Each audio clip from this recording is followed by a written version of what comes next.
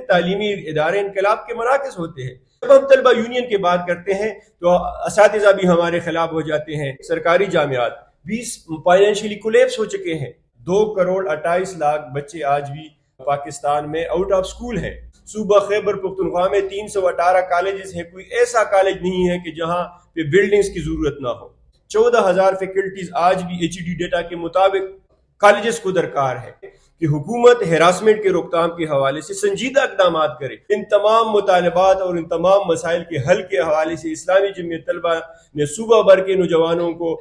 22 نومبر 2023 کو جامعہ پشاور میں اکٹھا کرنے کا فیصلہ کیا ہے. یقیناً اس میں کوئی دو رائے نہیں ہے کہ کسی بھی قوم اور کسی بھی سوسائٹی کی تعمیر کے حوالے سے تعلیم کا ایک کلیدی کردار ہوتا ہے, اور وہ اقوام, وہ قومیں اور وہ سوسائٹیز آج دنیا پر رول کر رہے ہیں جو کہ تعلیم کے حوالے سے, سائنس کے حوالے سے, ریسرچ کے حوالے سے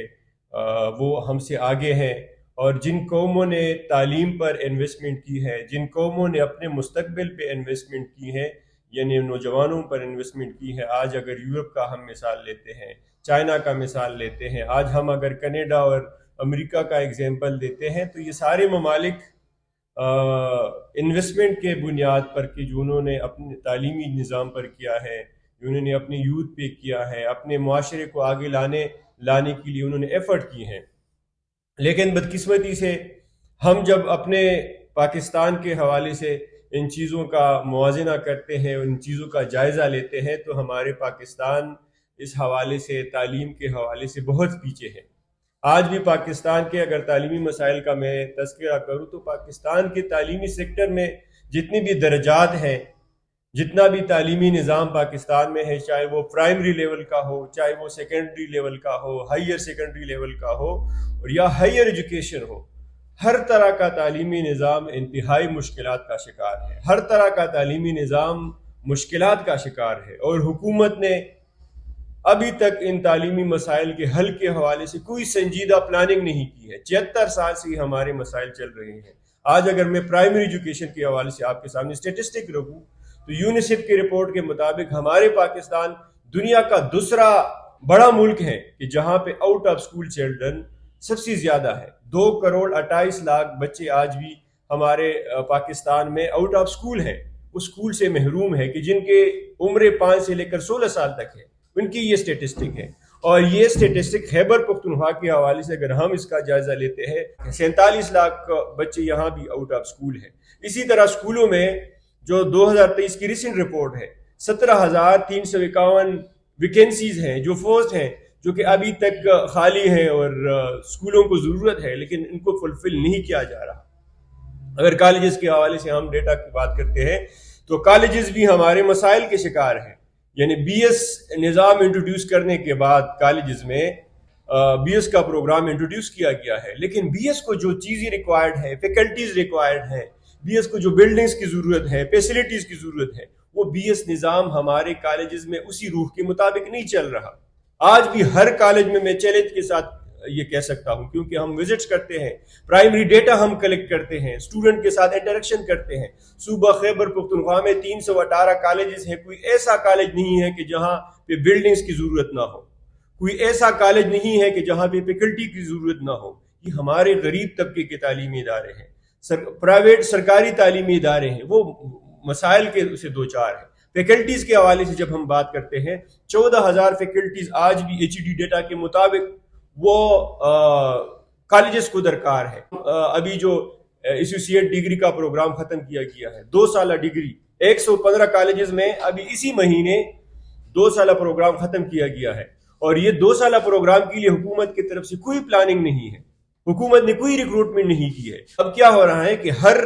کالج میں جہاں یہ ختم کیا گیا ہے ان کو بلڈنگ کی ضرورت ہے, کلاس روم کی ضرورت ہے جو نہیں ہے, طلبہ مسائل سے گزر رہے ہیں. اسی طرح ان کو ٹیچرز کی ضرورت ہے, لوگ آئے روز اسٹرائک کرتے ہیں, احتجاج کرتے ہیں, اور فیکلٹیز کے حوالے سے وہ اپنے مسائل کا ذکر کرتے ہیں. تو یہ کالجز کے مسائل ہیں. 14,000 فیکلٹیز ریکروٹ نہیں ہو رہے ہیں گزشتہ 1-2 سال سے. تو اس لیے اسلامی جمعیت طلبہ نے ان تمام مسائل کے وجہ سے اور ان تمام مسائل کو دیکھتی ہوئی طلبہ کے مستقبل کے خاطر، اس قوم کے مستقبل کے خاطر ایک زبردست تحریک لانچ کی ہے کہ جہاں ہم جو لوکل ایشوز ہیں کالجز میں ہے، یونیورسٹیز میں ہے، تعلیمی نظام کو درپیش ہے، ہم ان ایشوز کو بھی اٹھاتے ہیں اور ان ایشو کی بنیاد پہ ہم پوری صوبے سے ایک گرینڈ موبلائزیشن، ایک ماس موبلائزیشن کریں گے یوتھ کی، طلبہ کی، اور حکومت کو یہ بتائیں گے کہ آپ نوجوان جو ہمارے 60% آف دی پاپولیشن ہے، اس سے زیادہ ہے، اس کو آپ نے اپنے حقوق سے محروم کیا ہے، پاکستان کے مستقبل کو آپ نے حقوق سے محروم کیا ہے۔ وہ یہ لوگ حل چاہتے ہیں، اپنے مسائل کا حل چاہتے ہیں۔ جامعات کسی بھی قوم کے حوالے سے ہم کہتے ہیں تعلیمی ادارے انقلاب کے مراکز ہوتے ہیں۔ جامعات آپ کی ہائر ایجوکیشن کے حوالے سے سب سے کریم اور سب سے سپریم ادارے ہوتے ہیں، اس سے آگے کوئی ادارہ نہیں ہوتا۔ لیکن ان جامعات کے حوالے سے آپ تو خود صحافی برادری کو پتہ ہوگا، ان کی رپورٹس بھی آ رہے ہیں، 20 جامعات 32 میں سے سرکاری جامعات 20 فائنینشلی کولیپس ہو چکے ہیں، ان کے پاس پیسے نہیں ہے کہ وہ پیسے پوری کرے، اور اس کے نتیجے میں ہم نے جو مطالبہ رکھا ہے کہ جو فائنینشیل ان کو کرائسس کا سامنا ہے، وہ کرائسس حکومت پورا نہیں کر رہی تو طلبہ پہ برڈن ہو رہا ہے۔ تعلیمی ادارے کے پاس یا جامعہ کے پاس ان کے پاس یہ اختیار ہے کہ وہ اینولی 10% انکریز کرے فیسوں میں، لیکن آج بھی اگر آپ تعلیمی اداروں کا دورہ کریں، آپ بھی تعلیمی اداروں کا سسٹم اٹھا کر دیکھ لیں تو کہیں پہ 90%، کہیں پہ 150% اضافہ ہو رہا ہے فیسوں میں۔ تو یہ عام جو غریب طبقہ ہے اس کے بس سے یہ اعلیٰ تعلیم کا حصول باہر نکل رہا ہے، یہ عوام پہ بوجھ آ رہا ہے، طلبہ پہ بوجھ آ رہا ہے۔ تو اس لیے ہم یہ بھی مطالبہ اٹھایا ہے کہ جامعات کے مالی مسائل کو حل کیا جائے، ایڈمنسٹریٹو مسائل بھی جامعات میں موجود ہیں۔ ہم نے بارہا اس حوالے سے حکومت کے توجہ بھی دلائی ہیں کہ بھئی ہمارے صوبہ خیبر پختونخوا میں اب بھی، یعنی گزشتہ 1 سال سے زیادہ عرصہ ہوا ہے، 32 جامعات میں سے 12 یونیورسٹیز ایسے ہیں کہ جہاں پہ کوئی یونیورسٹی وائس چانسلر نہیں ہے، بغیر وائس چانسلر کے چل رہی ہیں، اور دسمبر کے آخر تک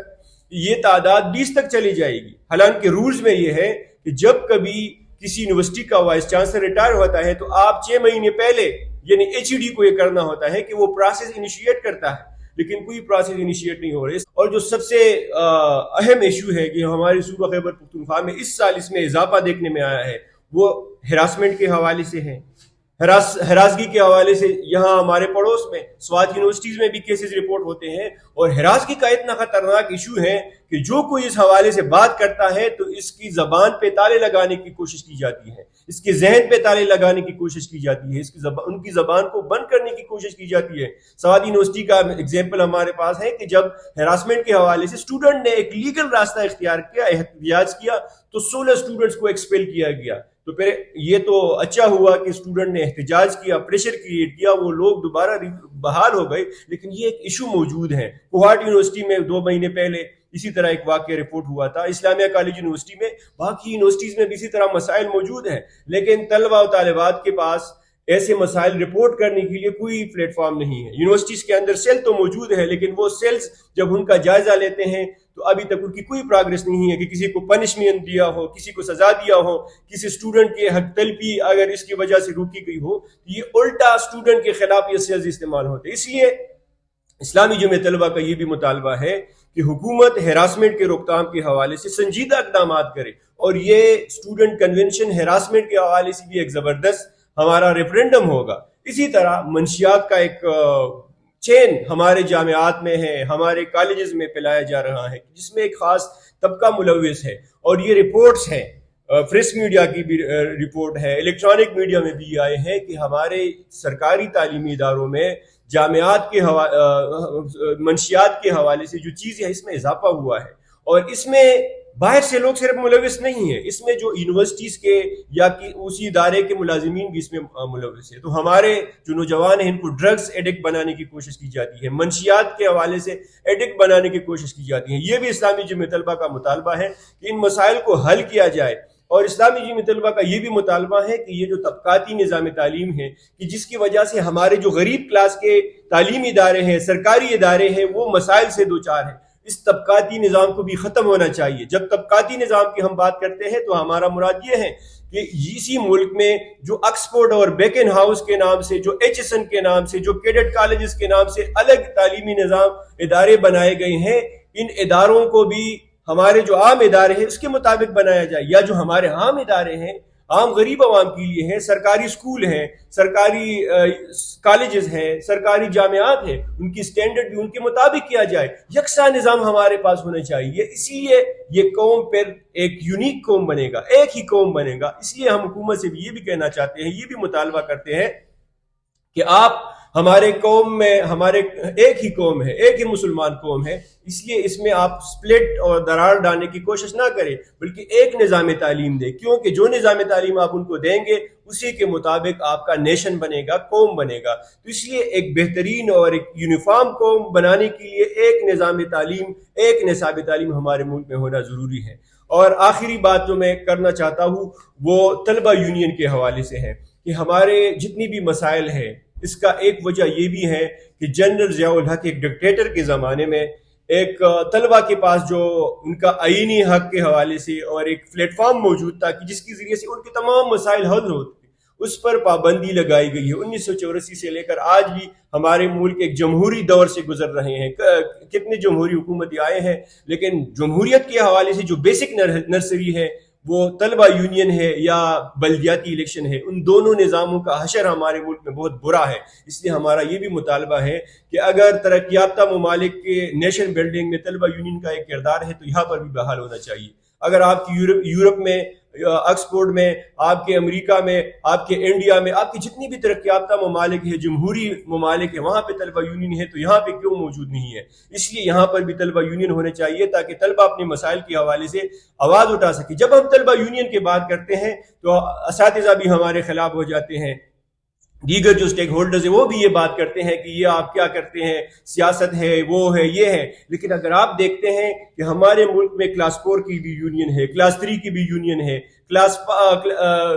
جو کلرکس ہیں ان کا بھی یونین ہے, لیکچررز کی بھی یونین ہے, جو سرکاری لوگ ہیں ان کو یونین کی آزادی موجود ہے, ان کے لیے یونین موجود ہے. لیکن جب ہم اپنی یونین کی بات کرتے ہیں, اسٹوڈنٹ اپنے حقوق کے حوالے سے بات کرتے ہیں, تو ان کو ڈسکریج کیا جاتا ہے کہ آپ یہ بات نہ کریے, یہ سیاست ہے. میں کہتا ہوں حق مانگنا کبھی بھی سیاست نہیں ہو سکتا, اپنے حقوق کے لیے آواز بلند کرنا کبھی بھی سیاست نہیں ہو سکتا. تو اس لیے وقت کا تقاضا یہی ہے کہ طلبہ کے تمام مطالبات منظور کیے جائے, تعلیم پر انویسٹمنٹ کیا جائے, اس قوم کے مستقبل پہ انویسٹمنٹ کیا جائے. ان تمام مطالبات اور ان تمام مسائل کے حل کے حوالے سے اسلامی جمعیت طلبہ نے صوبہ بھر کے نوجوانوں کو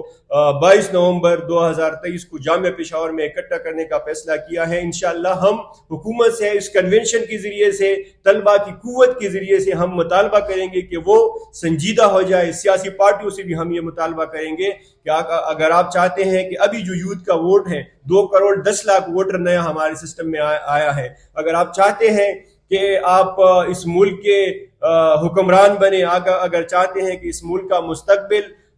ٹھیک بنائیں, تو اس کے لیے آپ کو نوجوانوں کو ساتھ لے کر چلنا ہوگا, نوجوانوں کے مسائل لے کر چلنے ہوں گے. اور اگر آپ مسائل حل نہیں کریں گے تو یہ نوجوان جس طرح 22 نومبر کو نکلیں گے, اسی طرح آپ کی حکومت کے خلاف بھی نکلیں گے اور اپنے حقوق کے حوالے سے کبھی بھی کمپرومائز نہیں کریں گے.